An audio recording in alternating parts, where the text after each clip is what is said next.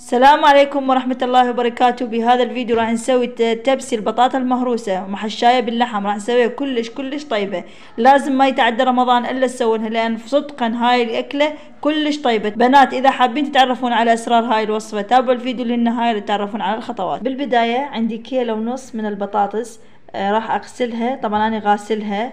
راح مباشرة اضيف عليها المي ونسلقها.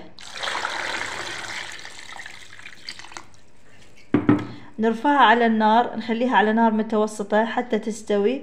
بعدين نقشرها ونبلش نهرسها.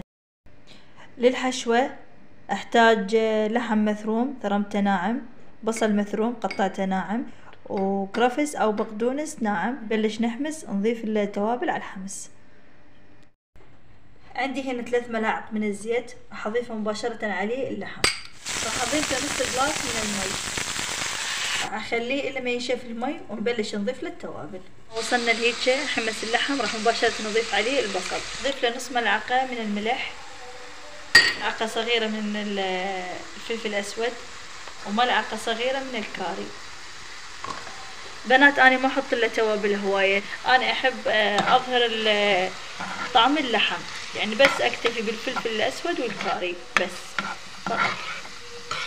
بنات بعد ما يحمس راح نضيف عليه البقدونس وننزلها من النار.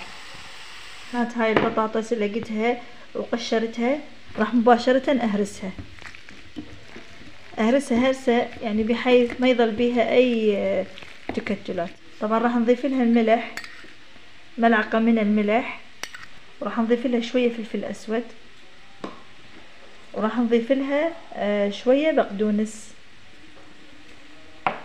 طبعا هاي خطوة اختيارية البقدونس، اذا ما تريدون بقدونس تضيفوا له لا تضيفوا له، او كرفس.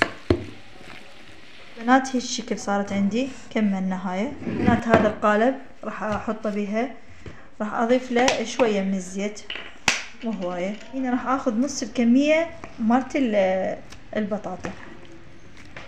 نحاول نساويها بقدر المستطاع،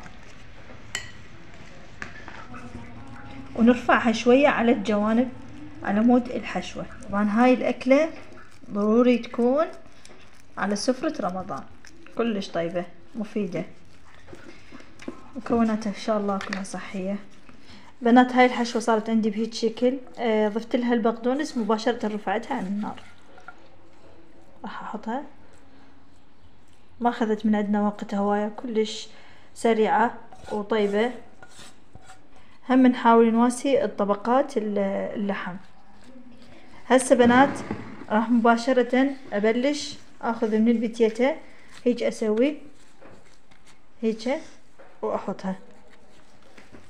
احاول اغطي الطبقة مالت اللحم، بس شنو يكون بتيتة خفيفة عشوائية يعني، بس اهم شي انه نغطي كمية اللحم كليتها. هسه بنات بعد ما وسينا الطبقات بهيك شكل، انا هنا عندي بيضة خبطت وياها، حطيت وياها رشة فلفل اسود ورشة ملح. راح اضيفها مباشرة. تقدرون انتم تضيفون بيض، تقدرون تشوونه مباشرة، بس هذا تسوي اللون ماله كلش حلو وطعمه كلش طيب يصير.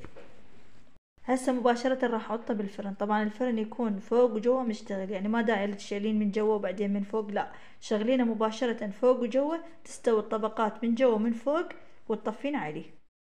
هسه بنات كملناه، صار عندنا بهذا الشكل. ريحته تجنن، كلش طيبة. لازم تجربونه، ما يتعدى رمضان الا تجربونه. قطعة مثل تقطيع الكيك يعني عادي. صار عندنا بهذا الشكل. شوف شلون صار يخبل طبقاته محشوة باللحم، كلش طيب. شوفوا البنات شلون صار عندي هيك طبقات. شوف شلون شكله، كلش شكله طيب وطعمه يخبل صار. بنات اذا عجبكم هذا الفيديو لا تنسوني باللايك والاشتراك، تضغطون زر الجرس، ومع السلامة.